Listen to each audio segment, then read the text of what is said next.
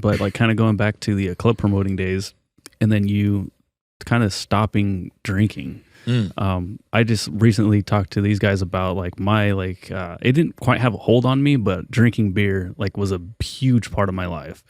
It was like my identity almost, right? And it took a very personal like experience for me to look at that and be like, oh shit, I don't want to end up like my brother is right now. So mine's very, like I said, personalized. But for you, like, how were you able to kind of step away from that? Because there's a lot of people that maybe they understand that drinking's not the best thing for them, but they're like, how do I have fun? You know, when I get together with my buddies, this is what we do.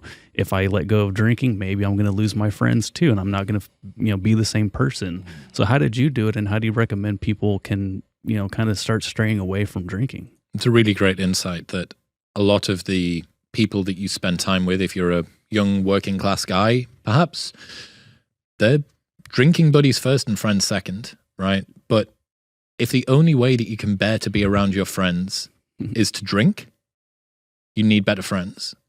And if the only sorts of people that want you to be friends with them are when you're destroying your health along with them, then you definitely need better friends. And that was the way that I saw it. It was like a way of culling barnacles off the bottom of the ship. And it threw into very harsh reflect a bunch of the relationships and friendships that I had in my life.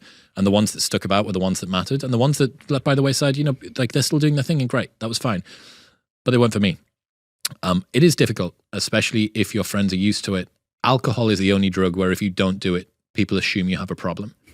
No one says, dude, why are you not taking heroin this evening? Like, do you not fancy smacking up tonight? Are we not going to get like fucking blazed out of our mind? Like, no one says that, right? It's alcohol. Alcohol has a cultural position that is completely different to every other drug. Mm-hmm. And most people, I think, have it in the back of their mind that they probably would be a bit of a better person if they took a break from drinking, especially if you're getting toward your 20s, into your 20s, toward the end of it, and you go, fuck, like maybe this isn't quite right for me. And people can get pretty upset when you start to throw into harsh contrast the errors and lapses that they know that they're making on a daily basis. So my advice would be commit to a period of time. Don't just say, I'm going to go sober. You need to give yourself an end point. The reason for this is that it seems that goal setting and craving is anticipatory. They did a study with smokers that are also air host assistants or whatever on airplanes. Both flights leave Dubai at the same time. One flight goes to Paris, the other flight goes to New York. You would presume that both sets of cravings would set off at the same pace and that the New York one would just continue increasing, right? Because you're on the plane for longer. Mm-hmm. It's been longer since you had your last hit. What it seems is that your anticipatory craving is all about how long it is until you get your next hit, rather than how long it's been since you got your last one. So when you look at the Paris flight, the onset of cravings came in much earlier because people were waiting for them to land. However, the New York one, it didn't even kick in until halfway across the Atlantic, and then it ramps up at around about the same sort of distance. So set yourself a goal. You need to have, I would say, 28 days every year, 90 days every 2, and 6 months every 5. That's like the process that I would go through. And if you've not done it before, just do 6 months. Commit to 6 months. You need to either make it very public so that your friends support you. And if you find that your friends take the piss out of you trying to do something that betters your life, straight away, those are perhaps some of the highlighted ones that you might not want to spend so much time with anymore. Mm-hmm. It would be really great if you do have a buddy that wants to do this with you. The problem that you have is that if one of you breaks, the likelihood of the other one breaking as well is pretty high. So I actually preferred doing it on my own. I didn't try and do this with a friend. I had support of people, but they weren't coming along on the journey with me.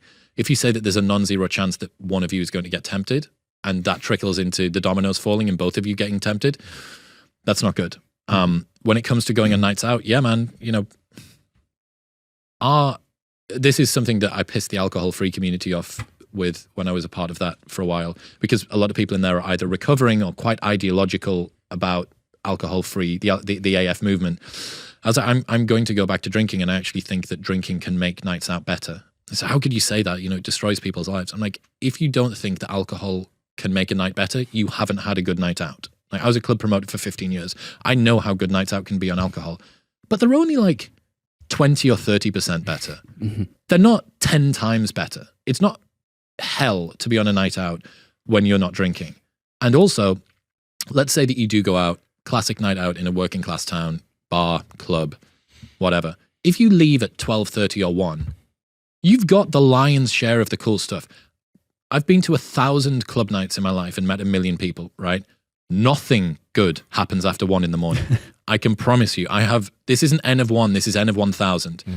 Nothing good happens after 1 in the morning. If you go home and you're a bit tired in the morning, you've still got to socialize with your friends. You still got to see that funny story that happened or whatever. You still don't feel too left out, and you feel great. And you can be high and mighty and moral on your high horse the next day, which is like literally there's no price that you can put on top of that. So yes, that's important. Power Project family, if you're trying to increase your muscle mass, if you're trying to lose body fat, if you're trying to stick to your nutrition plan, if you're trying to get fit, pretty much if there's anything you're trying to do for your health, we know that sleep is the biggest determining factor to help you get from point A to point B. That's why we've been sleeping on 8 Sleep mattresses for probably more than 2 years now. And the main reason is the technology behind the Pod Pro. Now, the Pod Pro is like the Tesla of beds. It will change its temperature based off of how you're sleeping during the night. And if you have a partner that's sleeping on the other side, they can have their own temperature settings. We all sleep hot here, and I used to wake up in a puddle of my own sweat. Gross. That doesn't happen anymore because of the 8 Sleep mattress, and I've been getting the best sleep of my life. Now, if you don't want to replace your mattress, you can just get the Pod Pro cover, and you can put that over your current mattress to get all the benefits of 8 Sleep. But if you also need to replace your old nasty mattress, you can get the Pod Pro cover and the 8 Sleep mattress. Andrew, how can they get it? Yes, you guys got to head over to 8sleep.com/powerproject, and you guys will automatically receive $150 off of your order. Again, 8sleep.com/powerproject. Links to them down in the description, as well as the podcast show notes. What were the biggest profound discoveries in cutting out caffeine and alcohol? With regards to alcohol, it was how much I was using it to buttress my social confidence. It showed me which nights out I actually cared about, that I didn't like being in loud clubs, despite the fact that that was what I ran for a decade and a half, that I would much sooner be in a quiet bar or restaurant talking with a bunch of interesting people. It made me genuinely develop some self-confidence, so I didn't need to rely on alcohol to give me that sort of Dutch courage to go up and either make friends or talk to a girl or do whatever.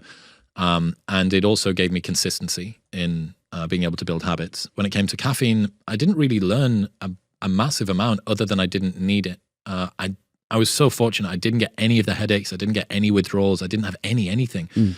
All that happened was I had slightly worse sleep for a little while when everything was rebalancing, and then sleep improved, and I just stopped using it. Power Project family, we appreciate you checking out this clip. Check out another one. Just go check out another one. Or comment down below and let us know what you liked about this one. But we love you guys, and we're going to keep bringing you the heat. So comment, subscribe, and all that good stuff, okay? Peace.